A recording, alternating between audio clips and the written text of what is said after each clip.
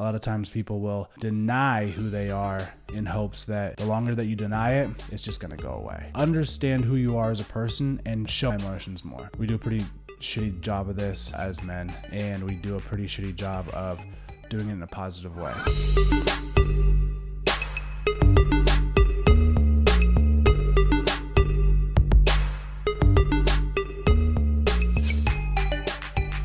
Welcome to the latest and greatest episode of the Fill the Gap podcast. I'm your host, Cody Allen. The one and only, really not even the one and only Cody Allen, actually. You know what's crazy is that growing up playing football, there was a dude who played football, I don't know, like an hour and 15 minutes away, but it was in my league, so I played him all the time. His name was Cody Allen. He was white, so that was different. Played linebacker, had the tattoo, same tattoo on his calf, right calf, last name Allen on his calf. That's how my brain works, you guys, actually, now that we're on it. I just randomly thought about that, and I had to run with it. Anyway, Fill the Gap podcast is the latest and greatest episode. Cody Allen, your host. This podcast is sponsored by the one and only Cutclothing. Cutclothing makes the best, we'll call it athleisure for the sport of business, clothes for men and now women. I'm wearing their a cut shirt right now, elongated long sleeve or elongated hem shirt. I love their clothes. I've worked with them now since 2018. I've been wearing their stuff since early 2018, 2017. And I love their stuff. Their clothes fit the best. I wear them inside the house, outside the house. And I can't speak enough about the company and what they're doing. So you guys can get anything on their website. That's the men's clothes. That's the women's clothes. 15% off using code the Cody Allen. We're running a sale right now as well too. It's Black Friday. It's holiday. Cuts is in the perfect price range for gifts for loved ones. They're dropping new stuff every Friday. I can go on and on about this company. Can't speak highly enough about them in every way. Anyway, dude named Cody Allen. In my high school league, I moved up to Sacramento. I'm playing football out here. I'm playing football at Sac State, and there was another Cody Allen playing football at the time, Sac City College. So Cody Allen, super common name among the football men. So it's been a minute since we've done one of these. I'm not gonna make an excuse for it. I've been busy. I've been doing stuff, but I'd like to think that y'all hung around, and by a minute I mean like a month. Y'all hung around and waited for the latest episode so that you could hear some of the stuff that I've been talking about. Things have happened in my life, good and bad, self-inflicted, not self-inflicted, however you want to spin it.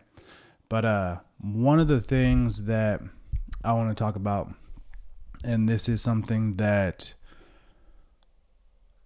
I actually posted on Instagram about today. Obviously, the podcast comes out after I post this, so probably last week for y'all that are going to be listening. It is about men. I think that I'm qualified to speak about men because I am one. Always been one, always will be one. But one of the things, no barking.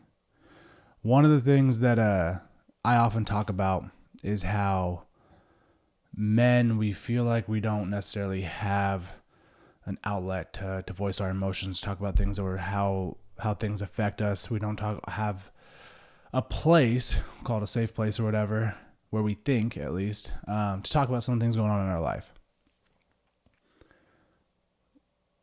Why and how we think that isn't necessarily as important as the fact that we do think that.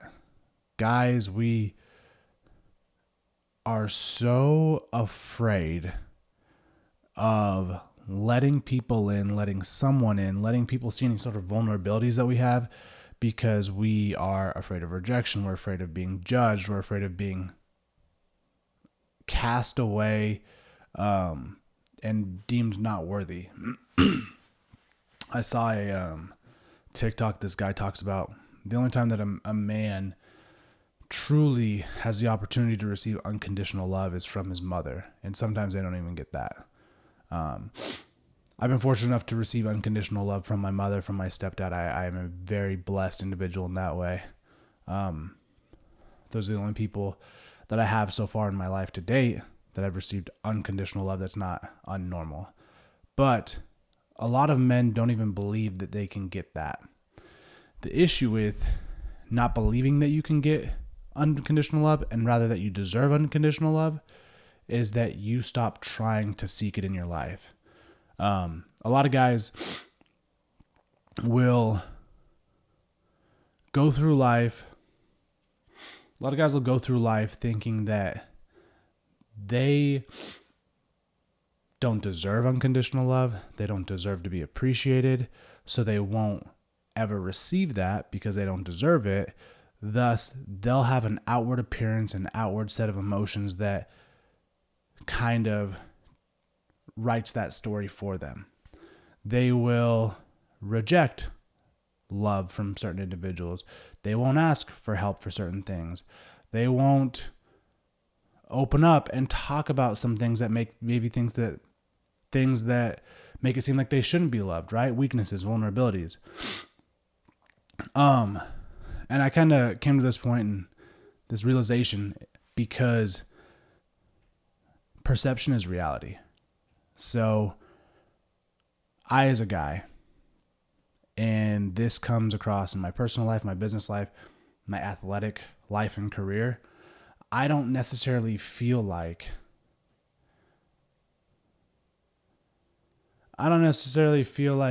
if I open up and I become vulnerable in certain ways, that it'll be well received. I have had a life full of disappointment early on. That's no different than anybody else, right? It always comes in different phases and in different ways. But so like for myself, we'll use my story. At a young age, I held a lot of my worth and emotional equity in my birth dad. My dad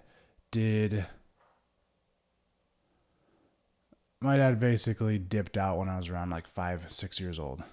But from the time that my parents were separated and divorced to the time that I last saw my dad, there were instances where I would go see my dad for birthday, Christmas Day, other times that I would see him on the weekends or whatever.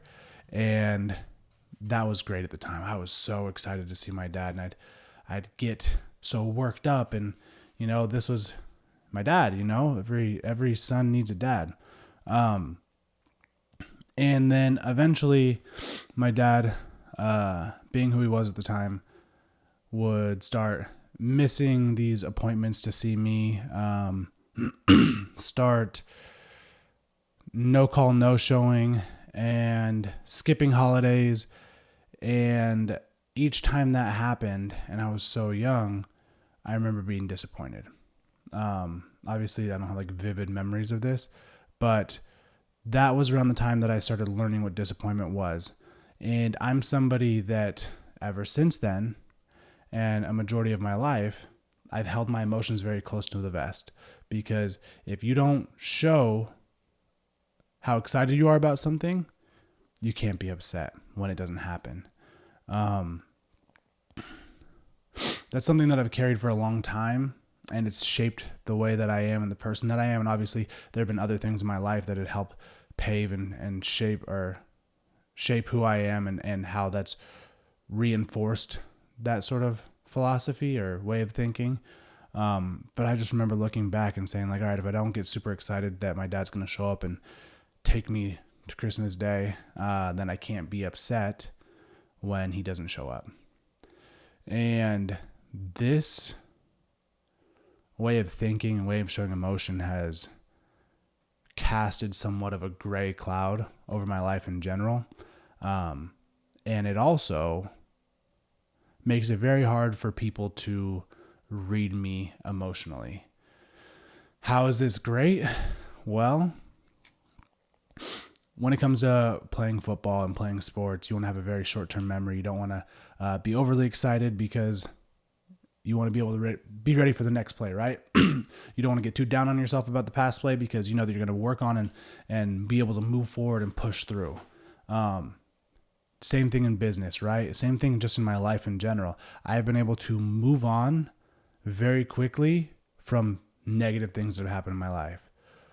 How does this suck? I don't really relish in the good things that have happened in life.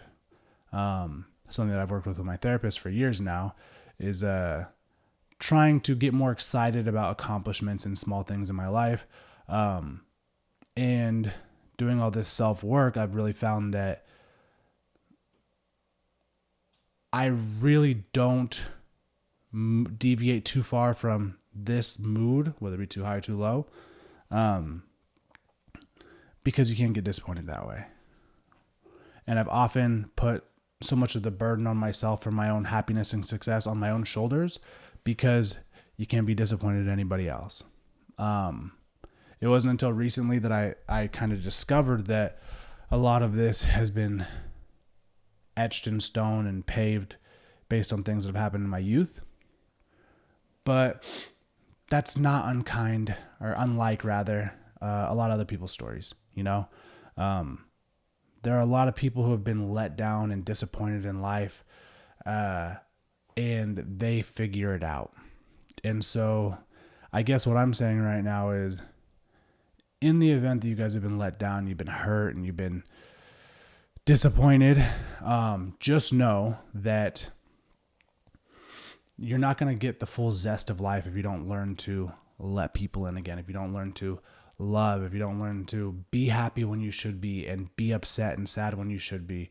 Obviously, there's a time and place for everything, and obviously you don't want to dwell on things good or bad for too long because there's a saying, I think I talked about it on one podcast, that the most profound thing that you could ever think of or say is that it too shall pass. Because no matter good or bad, everything in life shall pass. So be ready for that. But nonetheless, this is something that I've struggled with, and it's obviously created rifts in my personal life. It's created rifts in my professional life, athletic career, but it always has done well for me in the long term. So I haven't really tried to change it, if you will, that much. Every personality trait that you have has a good and bad side for the most part, unless you're just a total asshole. So understand who you are as a person and don't try to be set in stone. Just be like, this is who I am. You can learn to love it, live it, change it, or whatever. Or everybody else can change around me. It's very stupid and stubborn to think that way. I'm working on it because I can see the benefits of allowing myself to, I won't say feel, because I'm definitely not without feeling, but show my emotions more. We do a pretty shitty job of this as men, and we do a pretty shitty job of doing it in a positive way.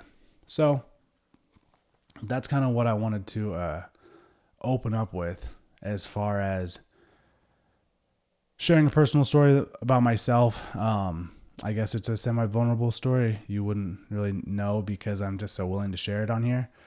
But I think it's really fucking important that people understand the importance of the fragility.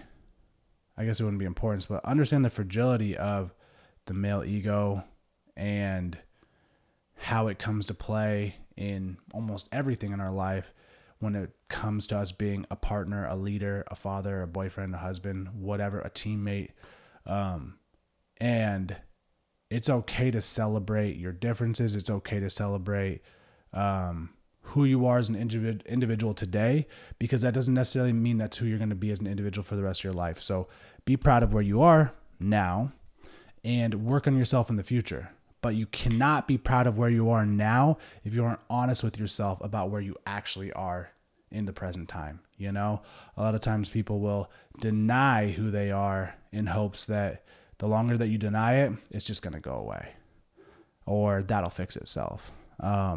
I don't believe in that. I've been a denier for a long time, up until like the last 5 years of my life. And I can tell you, being on both sides of it, having honest conversations with myself about who I am has allowed me to build myself stronger than I ever thought I could be.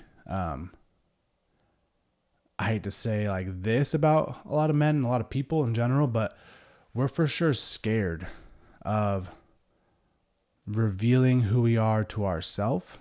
We are for sure scared to reveal who we are, revealing who we are to the outside world.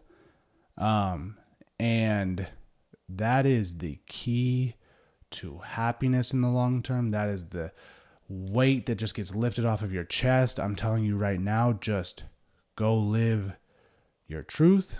You don't understand or you don't like something about your quote unquote truth or your life, go fucking change it. Nobody's holding you back but yourself. So that was today's lesson. But I'm serious. As far as how this could be the key to success in so many aspects of your life, whether it be your playing career, your personal life, or your business life, if you will, you've got to partake in the highs and lows of life, because there's got to be, and I'm not well versed on, there's got to be some sort of chemical response in your brain that tells you, hey, continue to do this because it makes you happy, or don't do this because it makes you sad, or stay away from this type of person.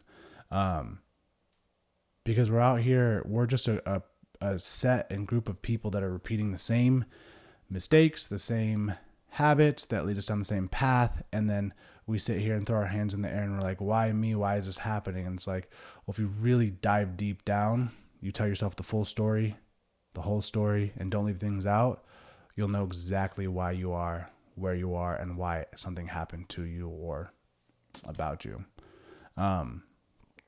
So yeah, that's probably it for today, for this episode.